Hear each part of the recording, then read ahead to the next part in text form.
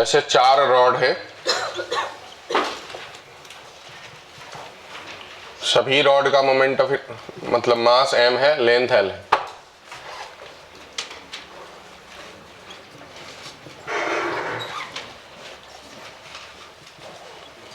Four rod, सभी का मास m है, लेंथ l है। Moment of inertia about centre निकालने हैं परपेंडिकुलर टू प्लेन। फिर इसी तरीके से moment of inertia about this point निकालने हैं परपेंडिकुलर टू प्लेन। फिर इसी तरीके से मोमेंट ऑफ इनर्शिया अबाउट ये एक्सिस निकालना है इन प्लेन। फिर उसी तरीके से मोमेंट ऑफ इनर्शिया अबाउट ये एक्सिस निकालना है in plane. Moment of inertia about ये एक्सिस निकालना है इन प्लेन। पहले 4 रॉड है, एक रॉड का सोचो, ये एक रॉड है जिसका मास m है, लेंथ l है। इसके अबाउट अगर मोमेंट ऑफ इनर्शिया सोचेंगे तो कितना सोचेंगे, ml²/12 क्योंकि सेंटर है। लेकिन हमको इसके अबाउट सोचना है जो कि यहां से कितना दूर है, l/2। तो क्या लगेगा, पैरेलल एक्सिस थ्योरम लगेगा, ये सेंटर ऑफ मास ही तो है। तो पैरेलल एक्सिस थ्योरम के हिसाब से ml²/12 plus m into l/4 का l/2 का स्क्वायर। तो ml²/4 दोनों ऐड होकर के हो जाएगा ml²/3 होगा ना। ठीक है, ये एक रॉड का हुआ। तो इस पॉइंट से ये रॉड जैसा है वैसा ही तो ये रॉड भी है, और इस पॉइंट से वैसा भी ये रॉड है, और वैसा ही ये रॉड है। तो 4 रॉड सेम सिचुएशंस पे, तो ये जो मोमेंट ऑफ इनर्शिया हो जाएगा 4 टाइम्स ऑफ ये वाला जो एक्सिस है उसका मोमेंट ऑफ इनर्शिया हो जाएगा 4 टाइम्स ऑफ ml²/3। क्या ये बात आप सभी को समझ गया? इस पूरे स्ट्रक्चर का ये सेंटर ऑफ मास है, हाँ या ना, है कि नहीं? इस पूरे स्ट्रक्चर का ये सेंटर ऑफ मास है। यहां से परपेंडिकुलर एक्सिस का मोमेंट ऑफ इनर्शिया हमको मालूम है। यहां से जो हमने 2 एक्सिस ड्रॉ ले, ये दोनों आपस में परपेंडिकुलर है या नहीं है? जैसा इस एक्सिस के अबाउट होगा वैसा ही ये वाले एक्सिस के अबाउट होगा, होगा कि नहीं होगा? और ये प्लेन 2 डायमेंशनल स्ट्रक्चर है कि 3 डायमेंशनल? 2 डायमेंशनल। तो परपेंडिकुलर एक्सिस थ्योरम लगा देंगे। तो अगर वो लगा देंगे तो ये i प्लस ये i इक्वल टू इतना होना चाहिए, हाँ या ना? तो 2i इक्वल टू इतना, तो i इक्वल टू ये 2 ml²/3 और ये भी 2 ml²/3। क्या आपको जम गई ये बातें? तो हमारे पास 3 एक्सिस का हमको पता चल गया। अब ये हमको मालूम है और यही इसका सेंटर ऑफ मास है, इसके पैरेलल ही तो ये एक्सिस है ना? पैरेलल ही तो है। तो लगा दूं कॉन्सेप्ट, क्या कॉन्सेप्ट लगा दूं? Parallel axis theorem. तो उस हिसाब से ये वाला जो निकालेंगे, ये एरो को मैं इधर लेके आता हूं, ICM प्लस md²। तो ICM कितना हो गया, 4/3 ml², ये हो गया ICM प्लस md²। तो पूरा सिस्टम का मास कितना है, m या 4m? कितना मास है? तो m लिखूं कि 4m लिखूं? क्या लिखूं, m या 4m? पूरा सिस्टम का मास कितना है? तो 4m ही लिखना पड़ेगा ना, जितना मास है उतना ही लिखना पड़ेगा ना, हाँ या ना? पूरा सिस्टम का ये सेंटर ऑफ मास है कि रॉड का सेंटर ऑफ मास है? सिस्टम का है ना। और ये पूरा सिस्टम के अबाउट मतलब का मोमेंट ऑफ इनर्शिया इसके अबाउट निकालना है कि इस रॉड का सिर्फ निकालना है? पूरा सिस्टम का निकालना है ना। तो ये दोनों आपस में पैरेलल है। जिस सिस्टम का ये सेंटर ऑफ मास है उसके पैरेलल ये है। तो पैरेलल एक्सिस थ्योरम से सिस्टम पे लगा रहे हैं कि एक रॉड पे लगा रहे हैं? सिस्टम पे लगा रहे हैं। तो टोटल मास कितना है, 4m की m, तो 4m इंटू d²। कितना d यहां से लेके यहां तक, l/2 का होल स्क्वायर। तो ये कितना हो जाएगा, 2 का स्क्वायर, 4 कैंसिल हो जाएगा, मतलब ml²। और ये हो गया 4 ml²/3। तो कितना हो जाएगा बताओ, 3 + 4 7 ml²/3। अब क्या बचा, अब बचा ये वाला एक्सेस। ये वाला एक्सिस के बारे में अलग से बनाते इधर। यहां तक आप सबको समझ में आया है कि नहीं आया बताओ? इस वाले एक्सिस की बात करेंगे। तो 4 रॉड है, इस रॉड का मोमेंट ऑफ इनर्शिया यही एक्सिस के अबाउट 0, इस रॉड का मोमेंट ऑफ इनर्शिया इसी एक्सिस के अबाउट, ऐसे ही एक्सिस है। तो रॉड मतलब जिसका लेंथ होता है, रेडियस 0 होता है, ऐसा ही मतलब मानते हैं ना, मतलब रेडियस नेग्लिजिबल। तो इसका मतलब ये हुआ कि इसका ऐसा एक एक्सिस है, मतलब ये वाला एक्सिस हुआ, और ये इसके अबाउट रोटेट हो रहा है, और रॉड है, इसको सिलेंडर हम नहीं मान रहे हैं। तो अगर ये रॉड है मतलब रेडियस इसका नेग्लिजिबल मान रहे हैं, तो फिर इसकी वैल्यू कितनी हो जाएगी? अगर ये सिलेंडर होता सॉलिड तो ये वाला एक्सिस के अबाउट क्या मानते? m l स्क्वायर की r स्क्वायर। सॉलिड सिलेंडर होता है तो डिस्क मानते ना, डिस्क का क्या होता है m r स्क्वायर बाय 2। और अगर इसकी रेडियस को आप नेग्लिजिबल मान लें तो r की वैल्यू 0, तो वैल्यू क्या हो गया मोमेंट ऑफ इनर्शिया का? तो रॉड का उसी के लेंथ के अलोंग जो मोमेंट ऑफ इनर्शिया होता है वो कितना हो गया? 0। ये एक रॉड का हुआ। ये 2 रॉड के लिए 1 पॉइंट हुआ। कौन सा पॉइंट हुआ? एंड पॉइंट हुआ ना। तो उसका क्या होता है? तो एक रॉड का ml स्क्वायर बाय 3, दूसरा का भी ml स्क्वायर बाय 3। क्या इतनी बात जम गया? तो 3 रॉड का हो गया, चौथा रॉड बचा है। चौथा रॉड इसका। अब सोच के देखो ध्यान से, इस रॉड के और इस रॉड के, हमको इसका ये वाला जो एक्सिस है, क्या वो इसके सेंटर ऑफ मास से पास कर रहा है? कर रहा है कि नहीं कर रहा बताओ? कर रहा है। इसी एक्सिस का ये पैरेलल है या नहीं है? है। तो पैरेलल एक्सिस थ्योरम लगाएंगे। तो इस रॉड का इस एक्सिस के अबाउट जो मोमेंट ऑफ इनर्शिया लिखेंगे वो क्या लिखेंगे? ICM प्लस md स्क्वायर, ऐसा ही लिखेंगे ना हम, हाँ या ना? तो आगे लिखते हैं, पहले इसको लिख लेता हूं। ये हो गया 2 ml square by 3 plus ICM के जगह पे बताओ, ये हुआ ICM, क्या हो जाएगा ICM? 0। जैसा इस रॉड में मैंने बोला लेंथ के अलोंग 0, वैसा ही इस रॉड में लेंथ के अलोंग। तो ICM की value 0 plus m into D square. तो अब ये रॉड का, एक रॉड का निकाल रहे हैं कि पूरा सिस्टम का निकाल रहे हैं? एक रॉड का। तो मास m लेंगे 4m इंटू डी कितना है, यहां से लेके यहां तक l, तो ml स्क्वायर। तो कितना हो गया देखो?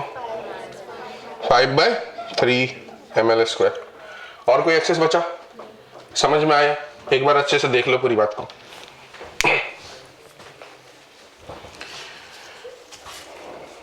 ये एक रॉड ऐसा है और एक रॉड ऐसा है, 2 रॉड है टी बनाए हुए, सभी का मास m है, लेंथ l है। इस एक्सिस के अबाउट मोमेंट ऑफ इनर्शिया बताने हैं, इसके अबाउट मोमेंट ऑफ इनर्शिया बताने हैं, इसके अबाउट मोमेंट ऑफ इनर्शिया बताने हैं, इसके अबाउट मोमेंट ऑफ इनर्शिया बताने हैं, इसके अबाउट मोमेंट ऑफ इनर्शिया बताने हैं, इसके अबाउट मोमेंट ऑफ इनर्शिया बताने हैं, इसके अबाउट मोमेंट ऑफ इनर्शिया बताने हैं।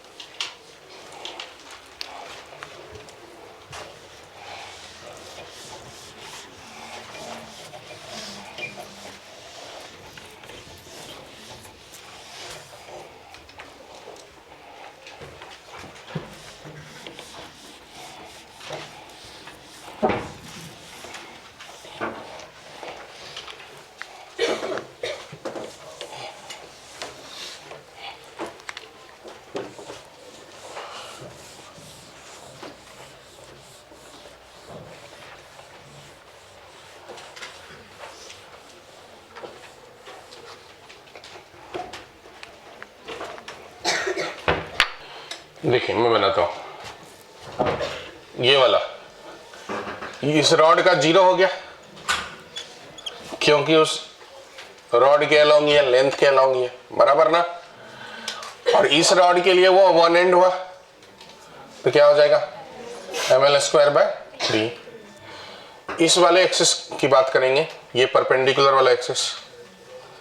तो एक रॉड का सेंटर से पास कर रहा वो, तो उसका हो जाएगा ml स्क्वायर बाय 12 और एक रॉड का वो क्या है, वन एंड है ना, तो उसका क्या हो जाएगा ml²/3।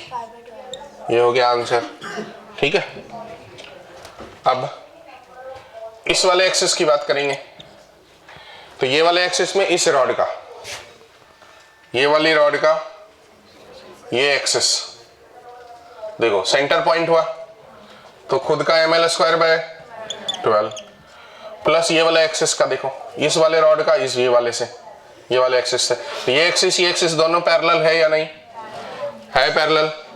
और ये वाला एक्सिस ये वाले रॉड का सेंटर ऑफ मास से पास कर रहा है, तो फिर ICM प्लस MdA²। तो ICM तो क्या लिखेंगे हम 0 प्लस MdA² बोले तो m इंटू L/2 का होल स्क्वायर। L/2 मतलब यहां से लेके यहां तक का लेंथ, बराबर है।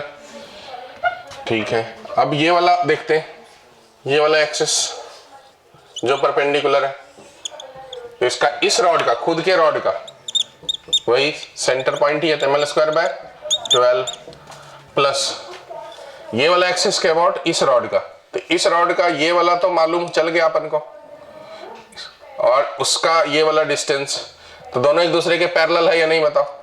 तो लगाएंगे पैरेलल एक्सिस थ्योरम, तो पैरेलल एक्सिस थ्योरम लगाएंगे, तो इस रॉड का सेंटर ऑफ मास के अबाउट ये वाले एक्सिस के about ml²/12 plus m into L/2 का होल स्क्वायर, बराबर है। इतना हो गया। अब नीचे का ये वाला एक्सिस देखते हैं, इस वाले एक्सिस का, तो ये वाला एक्सिस एक रॉड का क्या है वो एंड पॉइंट, तो ml²/3 प्लस ये एक्सिस और ये एक्सिस पैरेलल है ना, पैरेलल।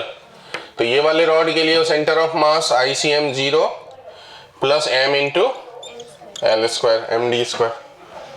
और इस वाले एक्सिस की बात करते हैं, ये वाला एक्सिस क्या होगा, एक रॉड का वो क्या है, इस वाले रॉड का क्या है वो एंड पॉइंट है, तो उसका क्या हो जाएगा ml²/3। इस रॉड का निकालना है, तो इसके पैरेलल ये वाला एक्सिस, हाँ या ना, जो इस रॉड के सेंटर ऑफ मास से पास कर रहा है, तो पैरेलल एक्सिस थ्योरम लगा देंगे। तो 0 प्लस m इंटू कितना डिस्टेंस L/2 का होल स्क्वायर, ये हो गया आंसर। और कुछ बचा, एक और बचा, कौन सा, यही वाला ना एक्सिस, तो इसका खुद का 0 और इसका वो सेंटर पॉइंट हुआ ml²/12। 3 रॉड मिला करके इक्विलैटरल ट्रायंगल बना दिया मैं, 3 रॉड मिला करके इक्विलैटरल ट्रायंगल बनाया, सेंट्रॉइड के अबाउट, इसके अबाउट निकाली मोमेंट ऑफ इनर्शिया।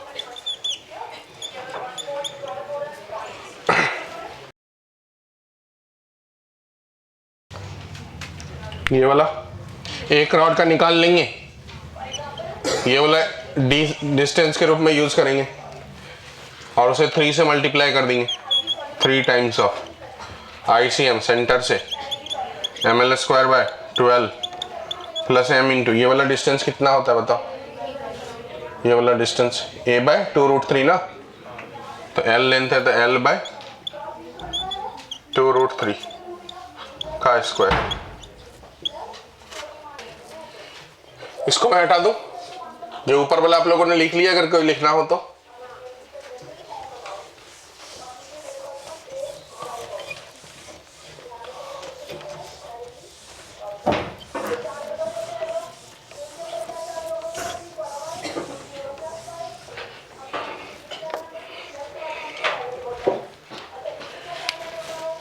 अब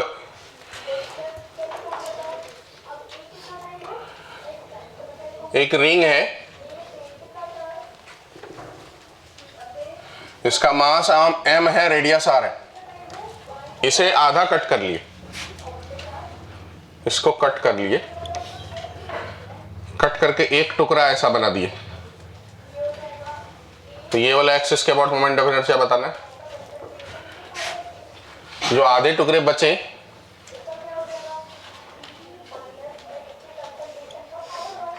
उसमें 1/4 में ये वाला एक्सिस के अबाउट मोमेंट ऑफ इनर्शिया बताना है। जो और आधे टुकड़े बचे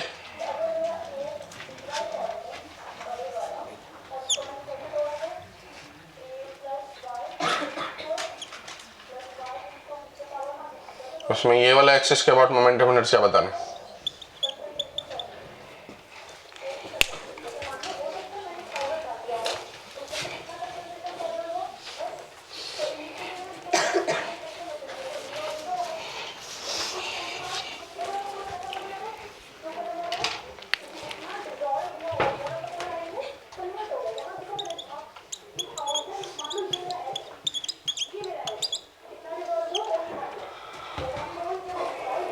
दूसरा सवाल है जिसमें ऐसा ही डिस्क है,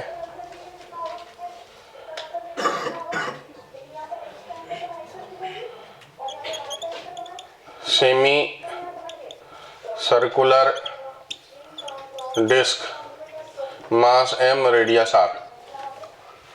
तो इसके अबाउट मोमेंट ऑफ इनर्शिया बताने हैं। और दूसरा सेमी सर्कुलर डिस्क है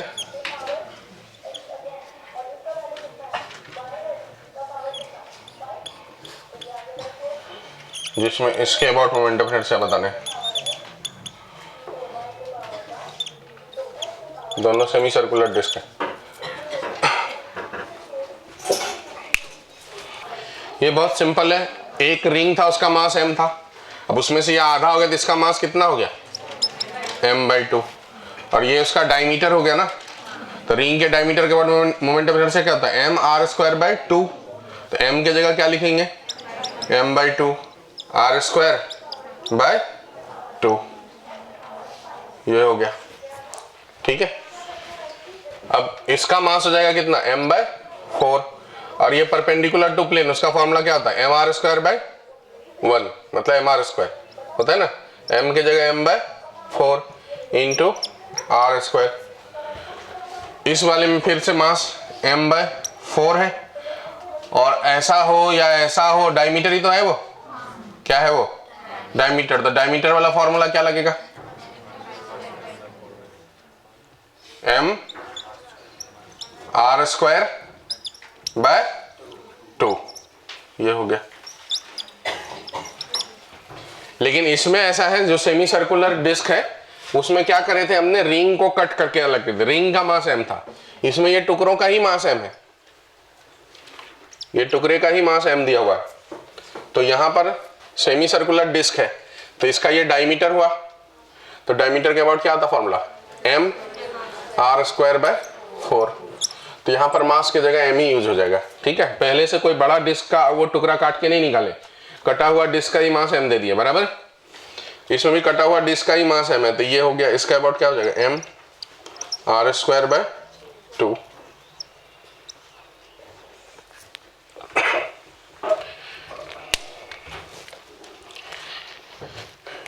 एक ये बनाओ, एक रोटी पकाने वाला तवा है,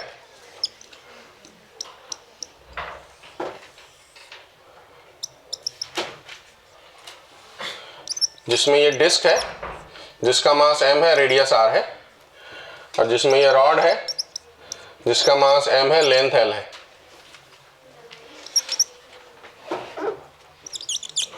तो ये वाला एक्सिस के अबाउट मोमेंट ऑफ इनर्शिया बताना है।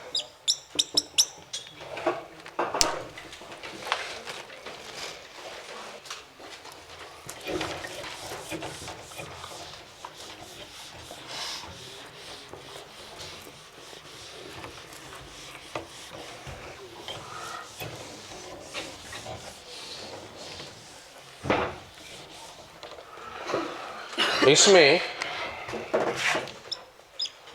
पहले इस डिस्क का क्या जगह फॉर्मूला? mr²/2 प्लस इस रॉड का, तो ये वाला सेंटर ऑफ मास है। यहां से पैरेलल एक्सिस थ्योरम लगाएंगे, तो ये लेंथ l/2 और ये लेंथ r। तो क्या लगाएंगे बताइए? ICM। ICM बोले तो ml²/12 प्लस रॉड का मास m इंटू डिस्टेंस कितना है? l/2 प्लस r का होल स्क्वायर। बराबर, ये हो गया आंसर। अब इसको सॉल्व करके जो भी आए, ठीक है। क्वेश्चन लिखेंगे। इतना कितने लोगों ने करे ये? ठीक है, कितने लोगों को समझ गया ये? भैया जी, हाँ लिखेंगे questions. Two disc having radius ratio, two disk having radius ratio 1:5. Find the ratio of their moment of inertia if they have same thickness. Find the ratio of moment of inertia if they have same thickness. If they have same thickness.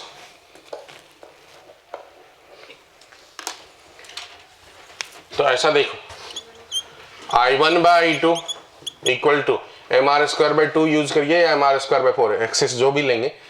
तो आपने अगर mr²/2 use करें तो m1r1 का square bye m2r2 का स्क्वायर/2, तो ये cancel हो जाएगा। ये हो जाएगा m1/m2 इंटू r1/r2 का होल स्क्वायर। अब मास तो सेम नहीं है, डिस्क का थिकनेस सेम है, ठीक है। तो मास इक्वल टू क्या हो जाएगा? डेंसिटी इंटू वॉल्यूम, बराबर। अच्छा, मेड बाय सेम मटेरियल ऐसा लिख लीजिएगा ताकि density same, made by same material, two disc made by same material. तो I1/I2 इक्वल टू m1 के जगह पे density into volume, density into volume. Disc का जो वॉल्यूम होगा, देखो ये उसका थिकनेस है T, तो एरिया इंटू थिकनेस, तो density area pi r1² into thickness T, ये हो गया वॉल्यूम। फिर rho into pi r2² into thickness into r1/r2 ऐसा का होल स्क्वायर। तो यहाँ से पाई पाई कैंसिल हो जाएगा, डेंसिटी कैंसिल हो जाएगा, टी कैंसिल हो जाएगा, तो क्या हो जाएगा ये r1/r2 पे पावर 4, इसका मतलब 1/5 पे पावर 4, तो कितना हो जाएगा 1/625, ठीक है।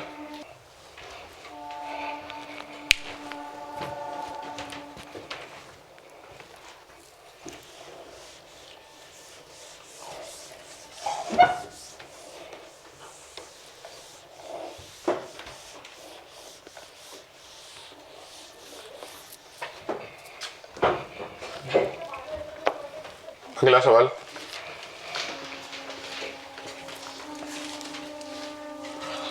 Find the ratio of moment of inertia of two solid sphere made by same material. Find the ratio of moment of inertia of two solid sphere made by same material having radius ratio 2:3, having radius ratio 2:3।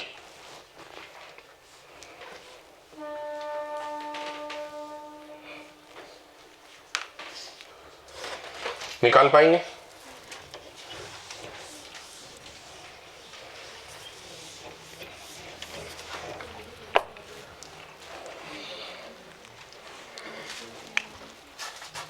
तो I1/I2 equal to 2/5 m1r1² bye 2/5 m2r2²। 2/5 तो cancel ही होने वाला है, m1 की जगह density into volume 4/3 pi r1³ into r1² by density into volume 4/3 pi r2³ into r2 का square.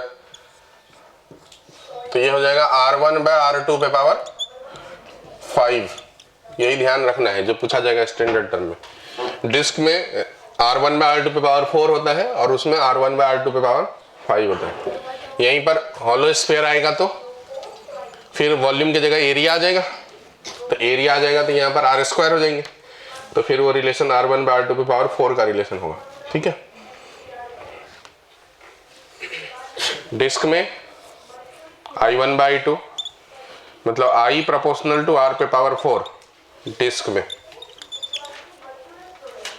I proportional to, यहाँ पर हॉलो स्फीयर में भी यही रहेगा, और I प्रोपोर्शनल टू R पे पावर 5 सॉलिड स्फीयर में। ये बातें कुल मिलाकर के मैं बताना चाह रहा था, इसलिए मैंने आपको 2 सवाल बनाए।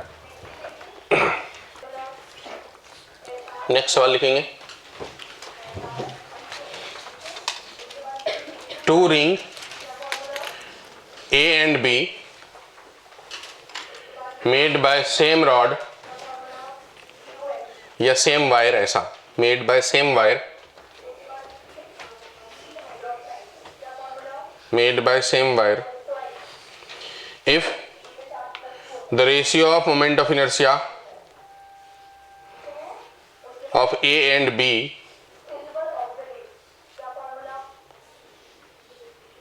is 64, then find the ratio of their radius.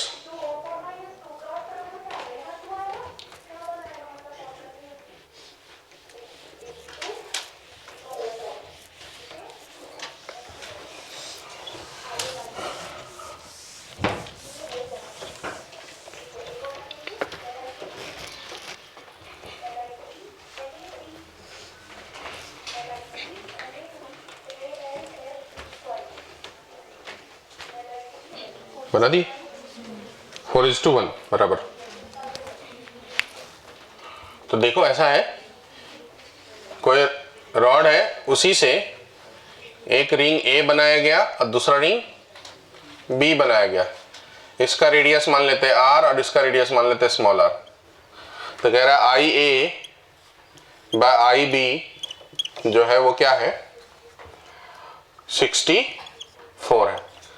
IA moment of inertia इसका, तो क्या हो जाएगा m r square MA RA का स्क्वायर बाय MB RB का स्क्वायर, ऐसा बराबर। तो मास हो जाएगा डेंसिटी इंटू लेंथ। मास क्या हो जाएगा, रॉड है ना, रॉड से बनाए ना, तो density lambda linear density into length. Length मतलब 2 पाई r of A into R of A का square by lambda into 2 pi RB into RB का स्क्वायर। तो यहाँ से 2 पाई लैम्डा कैंसिल हो जाएगा, तो ये RA बाय RB पे पावर 3 हो जाएंगे इक्वल टू 64। तो RA by RB equal to हो गया 4 क्यूब रूट।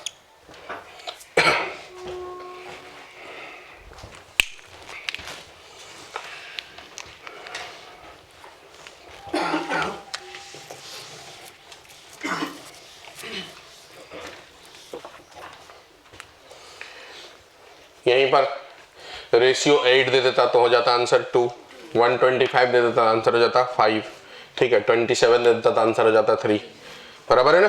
कर लेंगे ना फिर इसके बाद।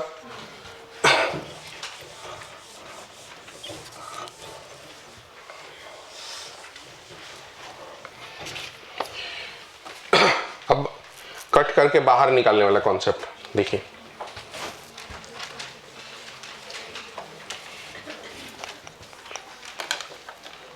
जिसको लिखना है लिख लिए। अब ऐसा कहता है कि मान लीजिए डिस्क है, अच्छे से ध्यान देना नहीं तो दिक्कत जाएगी। मास m है, रेडियस r है, इसमें से रेडियस r है, r डायमीटर का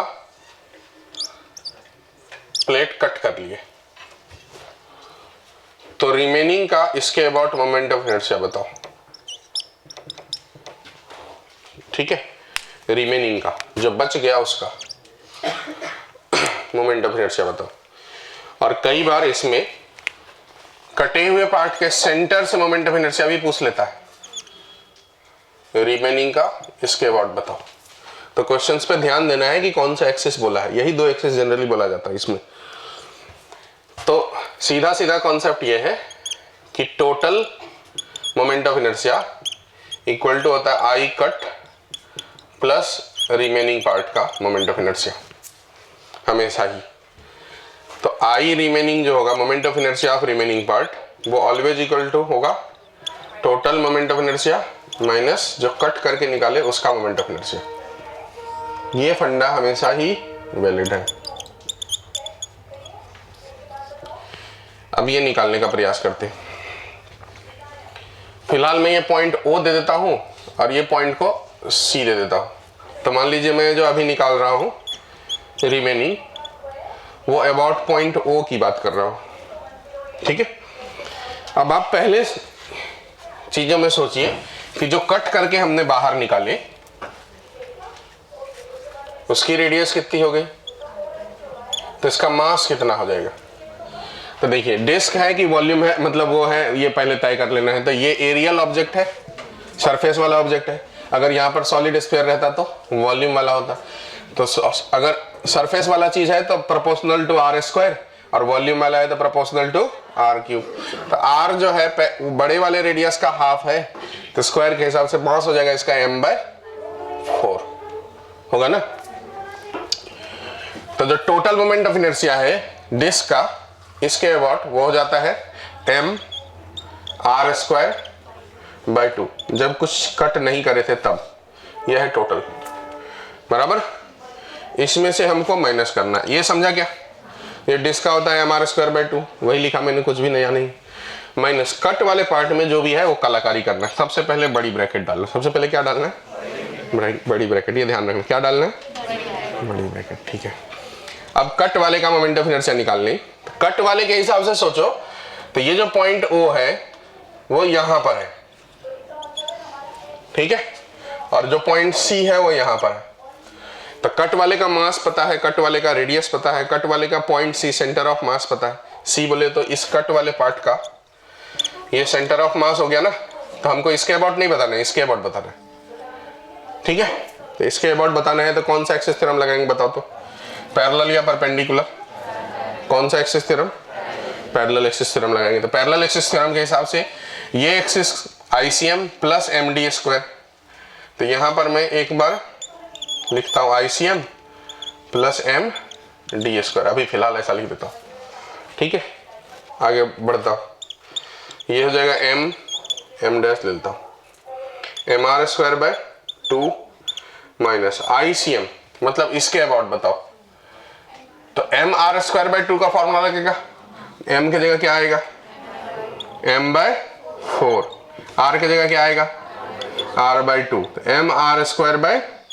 तो mr²/2 जमा क्या बातें, ये हुआ आईसीएम प्लस md²। तो m की जगह पे m/4 d²। d कितना है यहां से लेके यहां तक, r/2 का होल स्क्वायर। बस यही तक फिजिक्स था। अब आगे मैथ्स है। I about O remaining part का इक्वल टू mr²/2 माइनस, अब इसको सॉल्व करेंगे। देखिए r²/2 का स्क्वायर 4, 4 4 जा 16, 2 जा 32। तो ये हो गया mr²/32 प्लस 2 का स्क्वायर 4, 4 का इंटू 4 16। तो mr²/16। इसको भी 32 करेंगे तो 2 और 2, तो ऊपर में 2 + 1 3। तो ये हो जाएगा mr²/2 माइनस 3 mr²/32। इसे भी 32 करेंगे तो 16, 16 माइनस 3 13 mr²/32। ये हो गया रिमेनिंग का about O moment of inertia.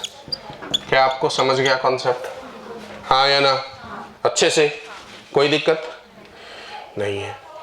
अब अगर मैं अबाउट सी निकालू रिमेनिंग का मोमेंट ऑफ इनर्शिया, कहाँ बनाओ, इधर बनाओ, नहीं पहले आप ये लिखो।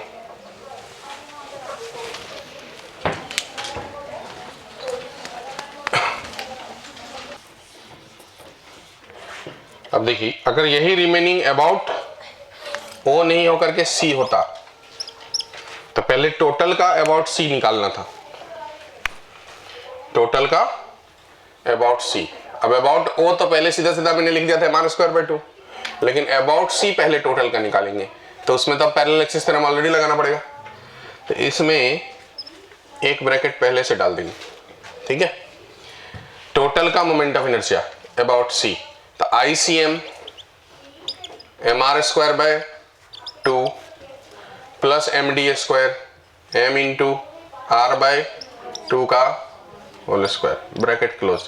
ये है टोटल का, किसके अबाउट, सी के अबाउट, फिर माइनस, फिर से एक ब्रैकेट डालेंगे रिमेनिंग का सी के अबाउट, तो रिमेनिंग का अबाउट सी तो सिंपली हो गया यही वाला टर्म, बराबर, रिमेनिंग का अबाउट सी, तो कितना m by 4 into R square, तो r बाय 2 का square by 2, M R square by 2, ठीक है।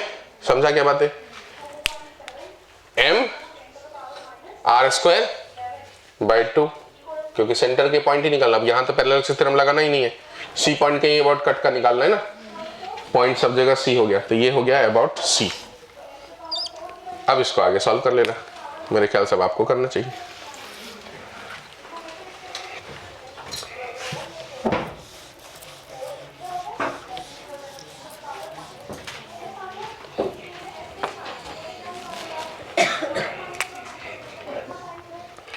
M R square by 4 plus M R square by 2,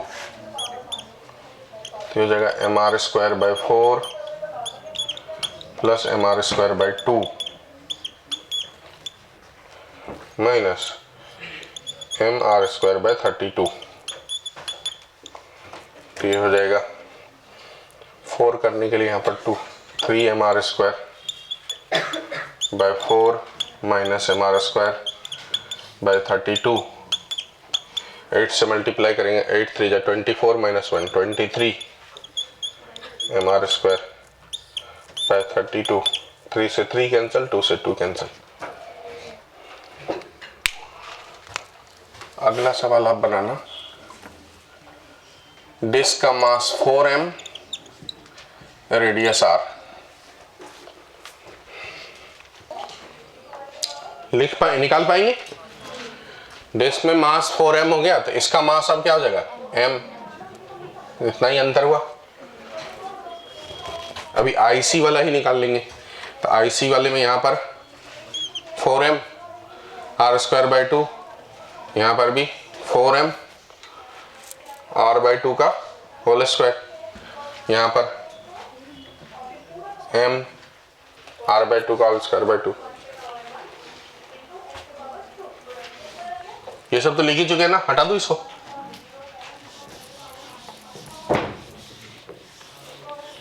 पहले अबाउट सी ही निकाले तो ऐसा हो गया।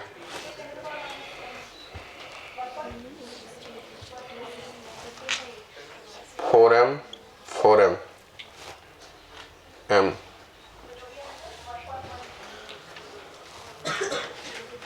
इसका आंसर कितना आया 23 बाय 8 एम आर स्क्वायर, ठीक है। वो निकालेंगे I about O, I remaining about O निकाल ली, कितना 13 बाय 8 एम आर स्क्वायर, ऐसा ना, ठीक है। अब यही सॉलिड स्फीयर है,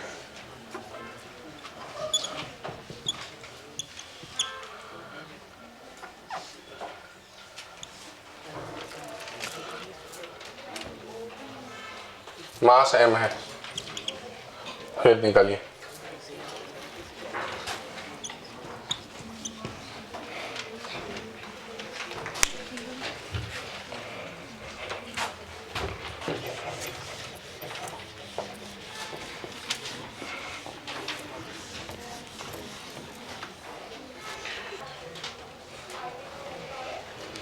तो वॉल्यूम हो गया, तो वॉल्यूम हो गया तो m बाय 9 हो जाएगा यहाँ का मास ना, नहीं m बाय 8 r बाय 2 का क्यूब, तो 1 बाय 8 हो जाएगा।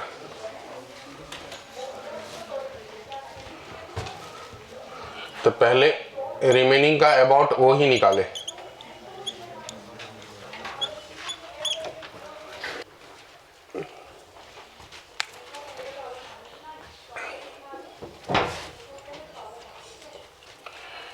सॉलिड स्फीयर में फिर दूसरा सवाल सेम चीज में बनाना, सॉलिड स्फीयर मास 8m रेडियस r के लिए। दोनों एक्सिस के अबाउट निकालना, i अबाउट o और i remaining about c। 285/800 mr square,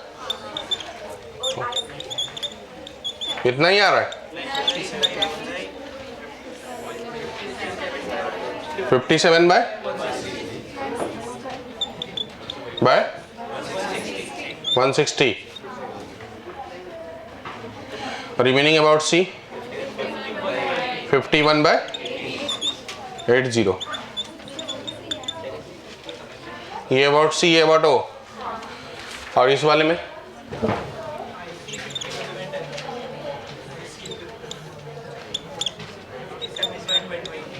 57/, और सी वाला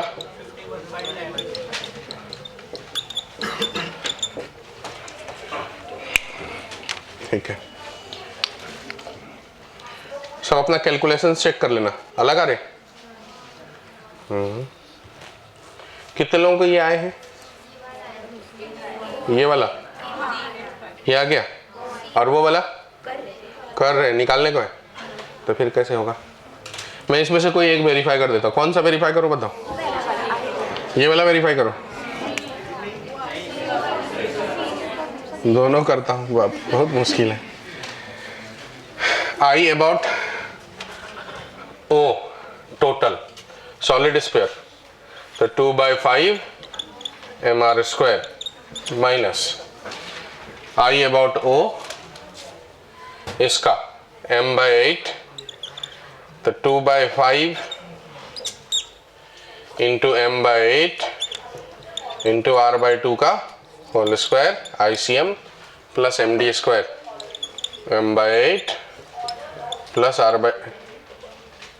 इंटू r/2 का होल स्क्वायर। अगर इतना लिखे हैं तो बराबर।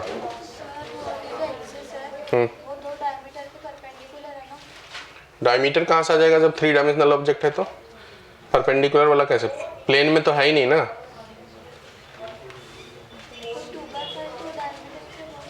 हाँ, तो ये भी तो डायमीटर ही हुआ ना। तो डायमीटर के अबाउट ही तो ये डेटा है, ठीक है। ये अगर लिखें सही तो बराबर है। आई अबाउट सी को मैं लिख लेता हूँ। I about C 2/5 mr square plus m into r/2 का whole square minus 2/5 m/8 into r/2 का होल स्क्वायर। अगर IC ये लिखे हैं तो उसके बाद कैलकुलेशन का प्रॉब्लम हो सकता है। बाकी चीज़ें ठीक है। ये भी इसमें अगर बात करें, इसको भी वेरीफाई करना है।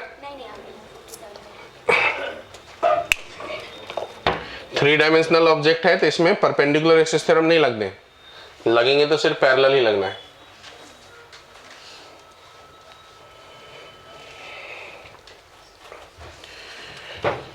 अब एक पॉइंट है एनुलर डिस्क।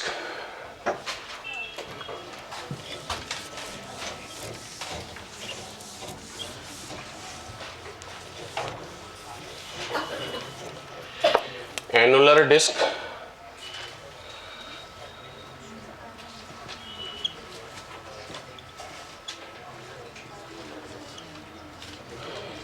मतलब ऐसा होता है कि इसमें एक डिस्क था जिसमें से अंदर से सेंटर से कॉन्सेंट्रिक छोटा सा पार्ट काट करके बाहर कर लिए। मतलब इसका रेडियस, बाहर वाला रेडियस r2 और अंदर वाला रेडियस r1। इसकी मास जो है वो m है। तो इसका जो मोमेंट ऑफ इनर्शिया होता है अबाउट O परपेंडिकुलर सेंटर से, तो फॉर्मूला आता है m/2 r1 square plus r2 square. यही होता है ना? किसी को आता होगा तो बताओ। In plane diameter m/4 R1 square plus R2 का स्क्वायर। कैसे निकालते हैं? तो इंटीग्रेशन से।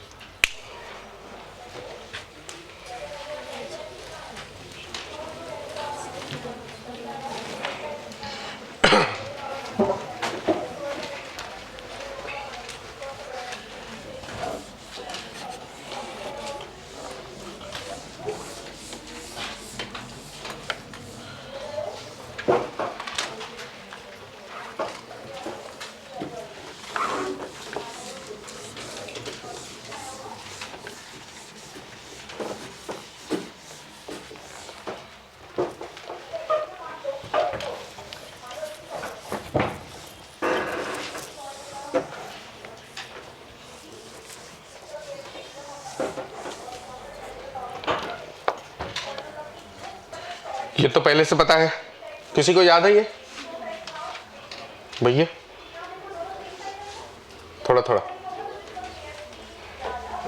निकालने का तरीका मैं बता देता हूं, कैसे निकाला गया होगा ये।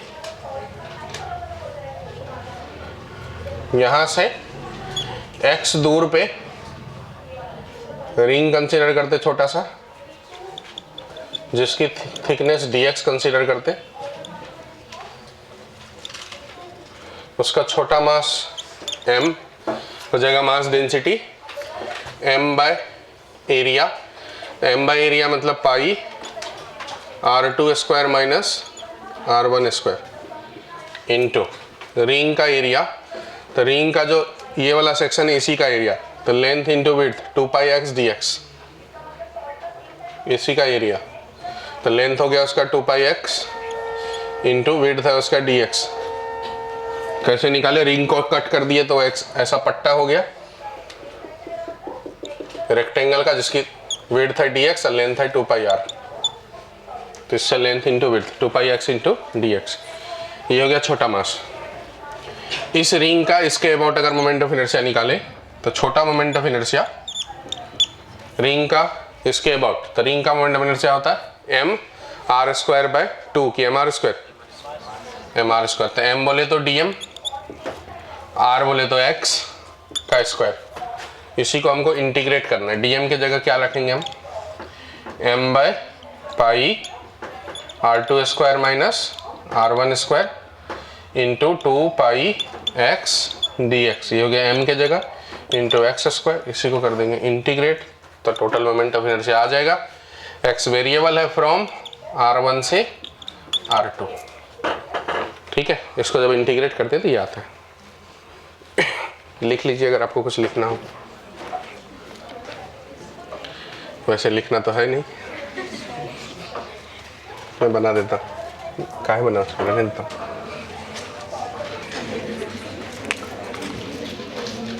एक छोटा सा कॉन्सेप्ट बता देता हूं आपको। देखो, अगर कोई ट्रायंगुलर प्लेट है,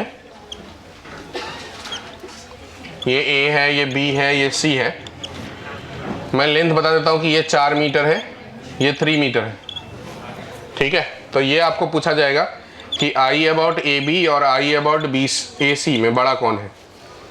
तब देखो कैसे निकालते हैं हम लोग। इसको पहले थोड़ी देर के लिए पूरा कंसीडर कर लेते हैं। इसका सेंटर ऑफ मास यहाँ सेंटर पे पहुंच जाएगा, जो कि यहाँ से कितना दूरी पे होगा? तो 2 मीटर पे, और यहाँ से कितना दूरी पे होगा? तो 1.5 मीटर पे। 3 का हाफ 1.5, 2 का हाफ बराबर। मोमेंट ऑफ इनर्शिया का फॉर्मूला होता है mr स्क्वायर। तो अगर हमको इसके अबाउट निकालना है तो r की जगह ये यूज होगा, और अगर हमको इसके अबाउट निकालना है तो r की जगह ये यूज होगा, बराबर। तो इसके अबाउट में r की जगह ये यूज होगा, तो 2 का स्क्वायर, और इसके अबाउट में 1.5 का स्क्वायर। तो बताओ बड़ा कौन होगा? मतलब IAC बड़ा होगा, IAB छोटा होगा। क्यों? क्योंकि 1.5 metre is less than 2 metre, ठीक है। 1.5 डिस्टेंस फ्रॉम AB और ये 2 metre distance from AC। AB AC नहीं लिखना, बाद में कंफ्यूज हो जाओगे आप, ऐसा लिख, ठीक है। तो ये लॉजिक से एक स्टेप के सवाल कभी लिख सकते हैं, तो आप बना लेना।